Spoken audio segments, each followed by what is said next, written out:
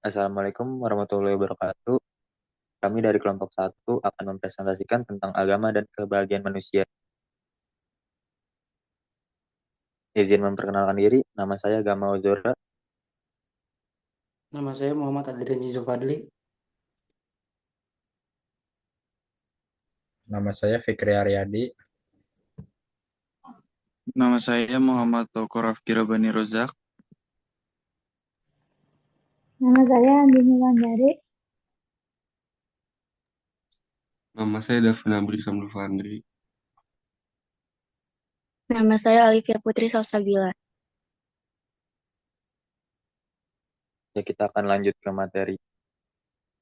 Konsep dan karakteristik agama sebagai jalan menuju Tuhan dan kebahagiaan. Manusia dimanapun ia berada dan kapanpun ia hidup, senantiasa mencari kebahagiaan. Tidak ada satupun manusia yang dapat hidupnya mencari kesengsaraan dan keterpurukan. Karena hal tersebut adalah hal yang sangat menyakitkan atau membuat kedukaan manusia. Namun seringkali di atas mencari kebahagiaan tersebut, manusia menganggap bahwa kebahagiaan sejati adalah ketika hidup di dunia. Bagi orang-orang yang tidak beriman, ia menganggap bahwa kebahagiaan sejati ada di dunia, hidup hanya satu kali. Sehingga apapun yang dilakukan di dunia atas dasar hedonisme atau pandangan kebahagiaan duniawi, hal ini seperti hura-hura, seperti mencari seks bebas, kebahagiaan atas jabatan, atau hal-hal lain yang dianggap bahagia. Kebahagiaan sejati menurut Islam adalah di akhirat. Pernyataan tentang kebahagiaan yang sesungguhnya nanti di akhirat kelak sebagaimana firman Allah Subhanahu wa taala dalam surat Al-Aqsa ayat 77. Artinya, dan carilah pada apa yang telah dianugerahkan Allah kepadamu, kebahagiaan negeri akhirat, dan janganlah kamu melupakan bahagiamu dari kenikmatan duniawi, dan berbuat baiklah kepada orang lain, sebagaimana Allah telah berbuat baik kepadamu. Dan janganlah kamu berbuat kerusakan di muka bumi. Sesungguhnya Allah tidak menyukai orang-orang yang berbuat kerusakan.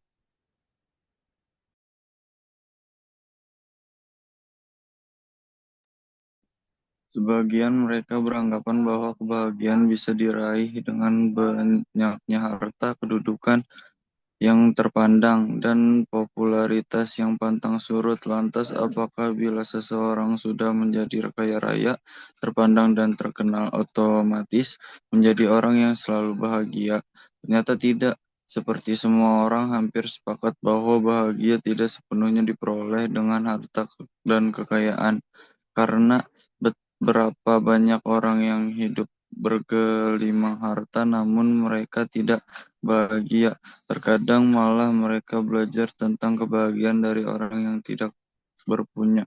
Sebenarnya kebahagiaan hidup yang hakiki dan ketenangan hanya didapatkan dalam agama Islam yang mulia.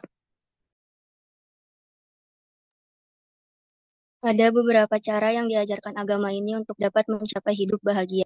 Di antaranya disebutkan oleh As-Syaikh Abdurrahman bin Nasir As-Sa'di rahimahullah dalam kitabnya Al-Wasailul Mufidah lil Hayati Sa'idah. 1. Beriman dan beramal soleh. Allah Subhanahu wa taala berfirman dalam surat An-Nahl ayat 97, yang artinya barang siapa yang mengerjakan amal soleh, baik dia laki-laki maupun perempuan dalam keadaan beriman, maka sesungguhnya akan kami berikan kepadanya kehidupan yang baik, dan sesungguhnya akan kami berikan balasan kepada mereka dengan pahala yang lebih baik dari apa yang telah mereka kerjakan. Quran Surat An-Nahl ayat 97. Yang kedua, banyak mengingat Allah Subhanahu wa taala dengan berzikir, sebab dengan zikir kepadanya akan diperoleh kelapangan dan ketenangan yang berarti akan hilang kegelisahan dan kegundah-gulanaan. Allah Subhanahu wa taala berfirman dalam surat Ar-Ra'd ayat 28, yang artinya yaitu orang-orang beriman dan hati mereka menjadi tentram dengan mengingat Allah. Ingatlah, hanya dengan mengingati Allah lah hati menjadi tentram. Yang ketiga, bersandar kepada Allah Subhanahu wa Ta'ala dan tawakal kepadanya, yakin dan percaya kepadanya, serta bersemangat untuk meraih keutamaannya. Dengan cara seperti ini, seorang hamba akan memiliki kekuatan jiwa dan tidak mudah putus asa serta gundah gulana.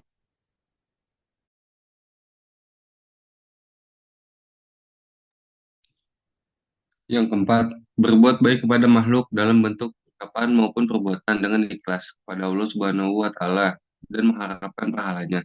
Yang kelima, menyibukkan diri dengan mempelajari ilmu yang bermanfaat.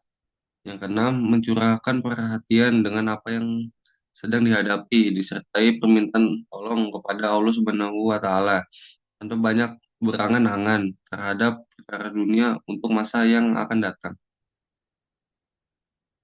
Yang ketujuh, senantiasa mengingat dan menyebut nikmat yang telah diberikan Allah Subhanahu wa Ta'ala, baik nikmat lahir maupun batin. Yang kedelapan, selalu melihat orang yang di bawah dari sisi kehidupan dunia, misalnya dalam masalah rezeki, karena dengan begitu kita tidak akan meremehkan nikmat Allah Subhanahu wa Ta'ala yang diberikannya kepada kita. Dan yang terakhir, sembilan, ketika melakukan sesuatu untuk manusia, jangan mengharapkan ucapan terima kasih ataupun balasan dari mereka. Namun, berharaplah hanya kepada Allah Subhanahu wa Ta'ala. Engkau tidak peduli mereka mau berterima kasih atau tidak dengan apa yang telah engkau lakukan. Selanjutnya yang B, alasan manusia harus beragama dan bagaimana agama dapat membahagiakan umat manusia. Yang pertama, ada agama dan manusia. Manusia merupakan makhluk ciptaan Allah yang bukan tercipta secara kebetulan. Manusia digambarkan dengan menggunakan berbagai pensifatan, mulai dari makhluk yang terbaik dan mulia, berakal dan kreatif, hingga makhluk lemah tapi sombong, serta ceroboh sekaligus juga bodoh. Kita berpandangan bahwa hakikat manusia adalah terkaitan antara badan dan ruh. Badan dan ruh merupakan substansi yang berdiri sendiri yang tidak tergantung adanya oleh orang lain. Islam secara tegas mengatakan bahwa kedua substansi adalah substansi alam, sedangkan alam adalah makhluk.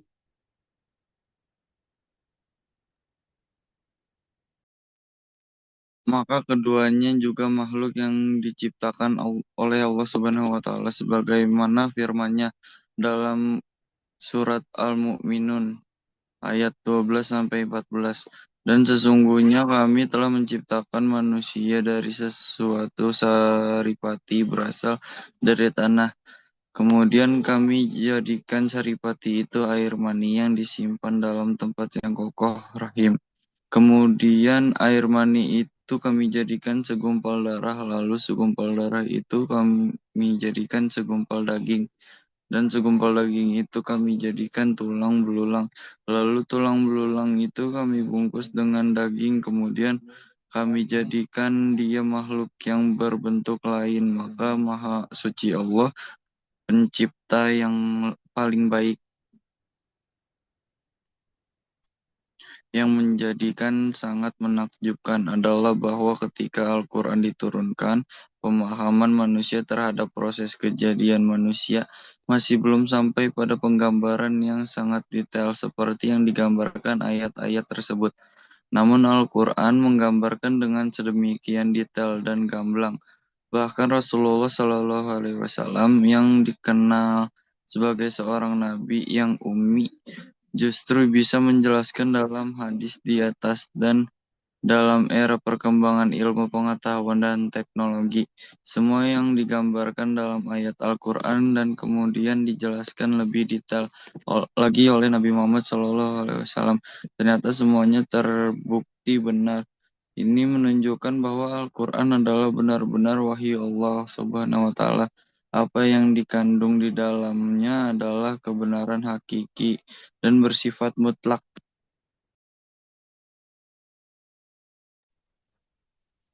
Pentingnya peran agama dalam kehidupan manusia dapat dipahami dalam poin-poin berikut. 1. Agama menghidupkan nilai luhur moralitas. Agama amat mendukung nilai luhur yang menyuruh kepada prinsip kebaikan, seperti keadilan, kejujuran, toleransi, dan tolong-menolong. Dalam proses kehidupan yang dijalani manusia, agama sangat mendukung untuk tindakan kebaikan. Artinya, agama tidak hanya memberikan nilai-nilai yang bersifat moralitas, namun juga menjadikannya sebagai fondasi keyakinan. 2. Agama memberi kekuatan dalam menanggung penderitaan hidup. Selain peran iman sebagai kekuatan pendorong, motivasi, tetapi juga merupakan faktor yang memungkinkan manusia sanggup menghadapi dan menanggung cobaan hidup dengan penuh ketegaran dan menyelamatkannya dari kepahitan akibat kegagalan dan kekecewaan yang alami.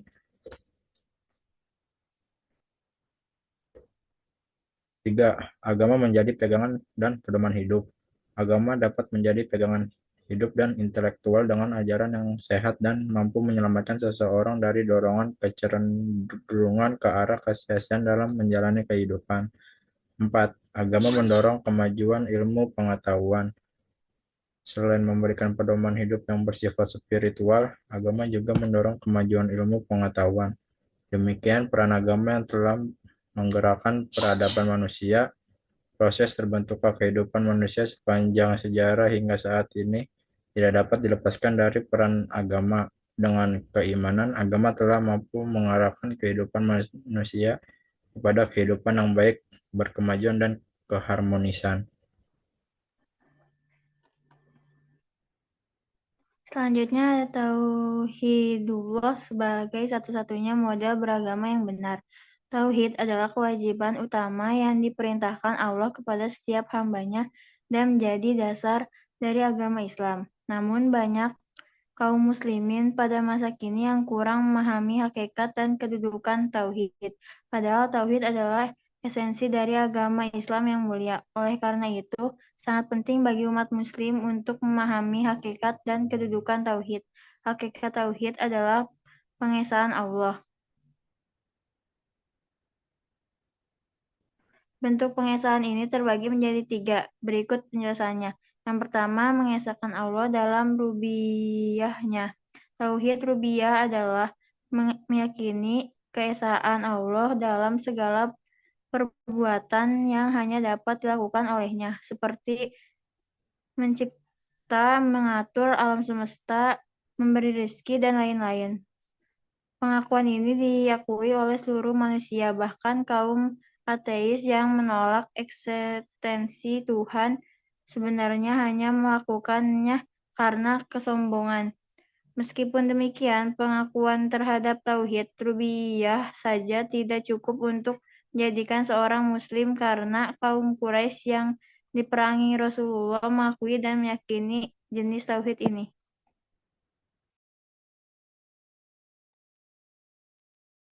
Dua, penegasan Allah dalam uliyahnya. Maksudnya adalah kita mengesan Allah dalam segala macam ibadah yang kita lakukan, seperti sholat, doa, nazar, menyembelih, tawakal, taubat terhadap cinta, takut, dan berbagai macam ibadah lainnya, di mana itu harus melakukan tujuan dari semua ibadah itu hanya kepada Allah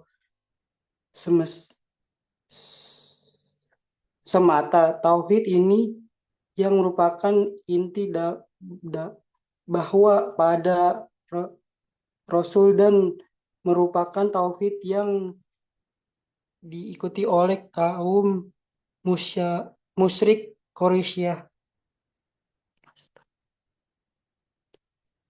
3. Penegasan Allah dalam nama-nama dan sifatnya.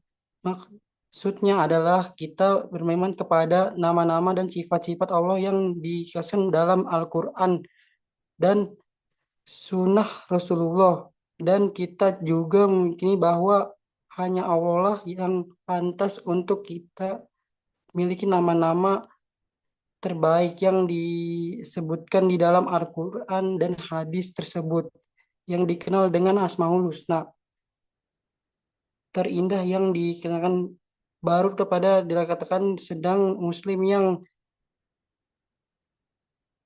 tukan jika oleh mengenaskan Allah dan tidak bersifat syirik dalam ketiga hal tersebut di atas.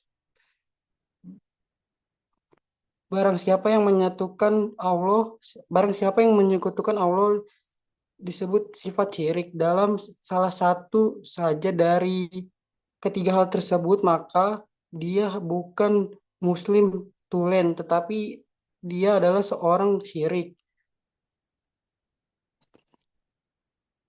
Tauhid memiliki kedudukan yang sangat tinggi di dalam agama ini. Banyak sekali dari mereka yang mengaku dirinya sebagai seorang muslim, namun pada kenyataannya mereka menunjukkan sebagai bentuk ibadah mereka kepada selain Allah, baik itu kepada wali, orang soleh, nabi, malaikat, juga sebagainya.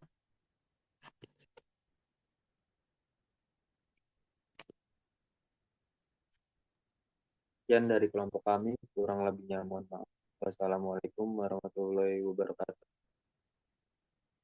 Waalaikumsalam.